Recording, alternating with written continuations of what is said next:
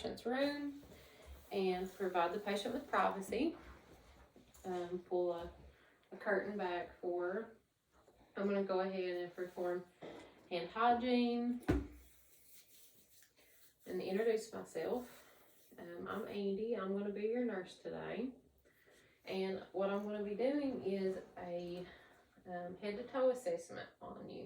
And what that includes is me kind of just looking you all over and checking you out. It's nothing to be afraid of, okay? Do you have any questions? No? Okay. So I'm going to go ahead and don a clean pair of wall gloves. Can you tell me your name? Ava. Ava. How old are you, Ava? 11. Can you tell me your date of birth? 12709. Okay. So I'm going to go ahead and check that with the patient's wristband, make sure that that's the correct name and date of birth. I'm also going to talk to the guardian or parent and ask them to give me the child's name, date of birth. I'm also going to ask if the patient has any allergies that we should know about, any medicine allergies or food allergies, which she does not. So Ava, I'm going to go ahead and start at your head, okay? So I'm checking you for any lumps, bumps, any bruises, any rashes. And I'm going to note that the patient has had a bath recently. She's clean. Her hair's clean. And I'm going to look at the patient, look at her eyes, make sure that they're symmetrical. I'm going to check her sclera and conjunctiva. Her sclera is white. Her conjunctiva is pink, moist, and intact. There's no drainage, no irritation, no redness. I'm also going to check her, her nose and make sure that her airway's patent and that there's no drainage. I would also use my light just to make sure. I'm going to go ahead and check her perla. And so Ava, what I want you to do is just look at my nose for me, and I'm going to shine this light just to make sure your pupils contract, okay? So on one side and the other side. So her pupils are equal, round, reactive to light and accommodation. I'm going to move on down to her mouth. Say ah for me. Ah. Okay, and I'm going to look for her age. She's 11. She has almost all of her permanent teeth. She has good dental hygiene. Her mucosa is pink, intact, moist. Her uvula is midline, and her palate is fused. Okay, you can go ahead and close for me. I'm going to go ahead and check her ears while I'm at the head. Make sure that her pinnae is in line with her eye, which it is on both sides. Her ears are symmetrical. They're not low set.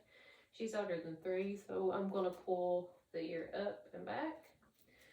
Look in the ear, make sure there's no drainage,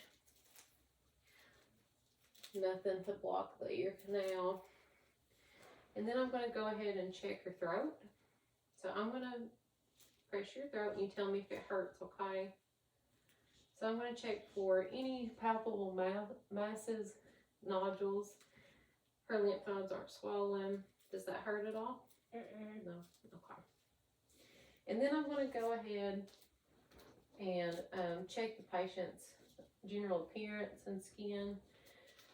Check her skin turgor. So I'll check it at her chest. I'll also check it on her hand. Make sure there's no tinting. The patient is normal color for origin and race. She's pink. Her skin is dry. It's intact. There's no rashes that I can see. No lesions. I'm going to go ahead and check the patient's upper extremities. So bilaterally, I'm going to check for muscle tone, any tenderness, bone length, make sure that bilateral, they are symmetrical. Does that hurt at all? No, no pain. Can you raise your arms for me? And we're going to check her range of motion. Make sure that there's no crepitus, no pain. Can I see this one?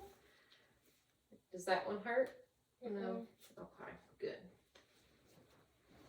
Now I'm going to go ahead while I'm at the upper extremities and check her capillary refills on all 10 digits. And they're less than 3. They're at a 2, so that's normal. She's hydrated. I'm also going to go ahead and check her pulses in her upper extremities. I'm going to check her carotid pulse. Make sure that it's normal. For her age, it should be between 60 to 95. Her brachial pulse, make sure that they're normal, steady, the same rhythm bilaterally, equal. It should be at a 2 or greater. Check her radial pulses bilaterally, make sure they're even, normal. Okay, and moving down to the patient's lower extremities. Now I'm going to check your muscles, Ava, and you tell me if that hurts, okay? Does that hurt at all? No. What about with this leg? No? Mm-hmm. So I'm checking muscle tone, any tenderness.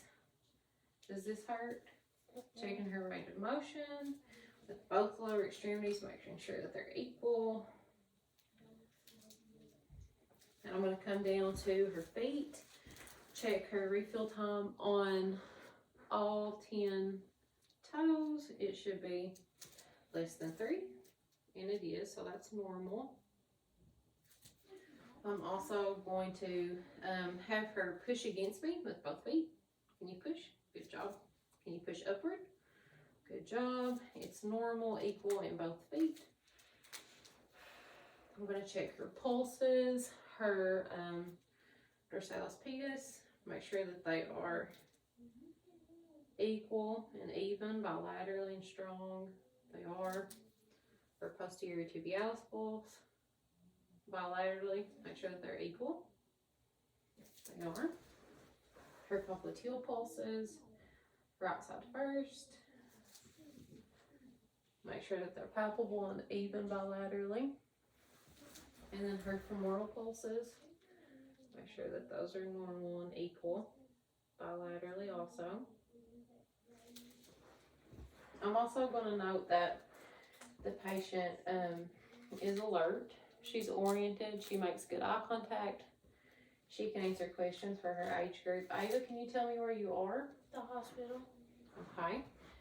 Now you just ate. Can you tell me if you ate breakfast, lunch, or dinner? Dinner. Dinner. Okay, so she's alert, oriented, person, place, time. She is answering questions appropriate for her age group. Now I'm going to go ahead and start with her respiratory. I've noticed that Ava is breathing equal. Her chest is falling on both sides and rising on both sides equally. There's no sign of respiratory distress. She doesn't have any nasal flaring. She's not using any accessory muscles to breathe. So first I'm going to go ahead and listen to your heart. So I'm going to need you to breathe normally, okay? So this time I would check her apical heart rate and listen for 1 minute.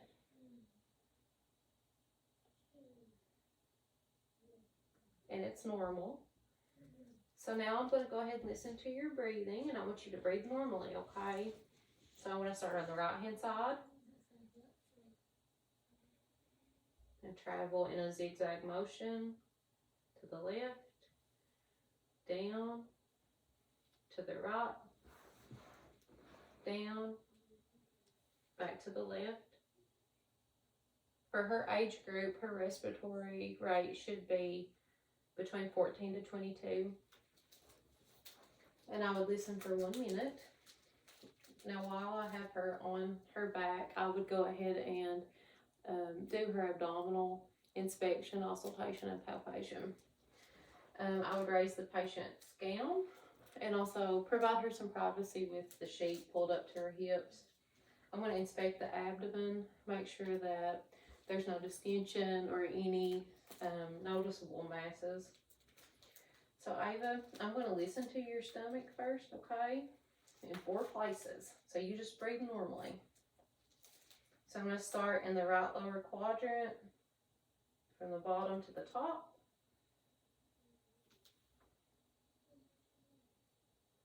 And over to the left side, and then down. And make sure that I hear that all 4 quadrants are active, and they are. Now I'm going to palpate your stomach, okay? So I'm going to touch your stomach lightly, and then if it doesn't hurt, I'm going to press a little bit harder, okay? So you tell me if it hurts. So I'm going to start in the right lower quadrant, palpate softly, check for any tenderness, any masses. Make sure that her abdomen's soft. And go clockwise all 4 quadrants. I'm also going to palpate for her bladder, which I can't feel, and that's normal. So I'm going to go a little bit harder, okay? Did that hurt? Okay. A little bit harder, and you tell me if it hurts. So I'm going to go all 4 quadrants. That wasn't painful. Her stomach's still soft, no masses, nothing was palpable. So Ava, can you tell me how many times that you pee a day? 2. 2. Okay. When's the last time that you peed? A few hours ago. A few hours ago. Okay. Did it burn when you peed or hurt? Okay. Do you feel like you need to pee more than usual? No. Okay. So what about a bowel movement? Have you had a bowel movement today? Yeah. Okay. How many times? 2. 2. Is that normal? Did it hurt when you went to the bathroom? No. Okay. Has your stomach hurt at all? No. Okay. So this is when I would go ahead and do the genital assessment, check for any discharge, any asymmetry, any tenderness, redness, and provide privacy again. I'm going to doff my dirty wall gloves after the genital assessment and perform hand hygiene. Perform my new donning of the clean wall gloves. And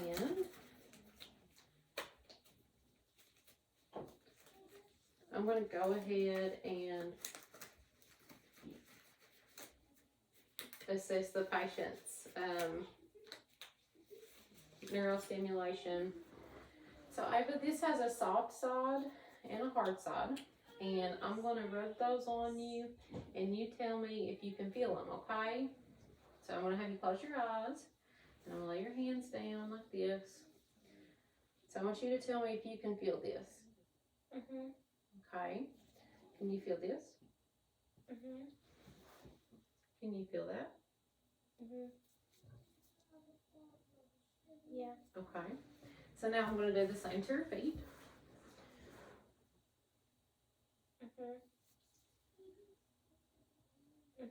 Okay, so that's normal. Now, I'm going to have the patient sit up for me so that I can inspect her backside and also take her posterior lung sounds.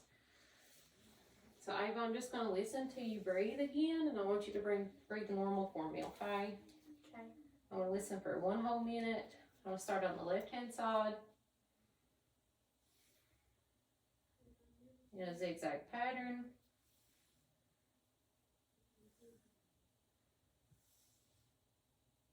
Okay, and that was normal. So Ava is 11, and she's interacted well. She's not been irritable at all. So I'm gonna ask her on a pain scale for me about her pain. Now Ava, on a scale of 1 to 10, 1 being no pain at all, and 10 being the worst pain that you've ever felt, can you give me a number to describe your pain? 1. A 1. So she doesn't have any pain. If she did report pain, I would look back at the patient's chart, see if there's anything that I could give her for pain immediately. If not, I could contact the provider and see if he wants to make any changes to the orders. I'm going to go ahead and have the patient stand up so that I can watch her gait. So Ava, take about 3 or 4 steps towards me this way. Yeah, that way's fine. Okay, go ahead and walk for me. Okay, come back this way. So her gait's normal for her age. She's steady. She's not unbalanced. She's not favoring one side. And I'm going to go ahead and have her bend over so I can check her spinal alignment, which is normal. Okay, you can stand up for me and you can sit back down. Now,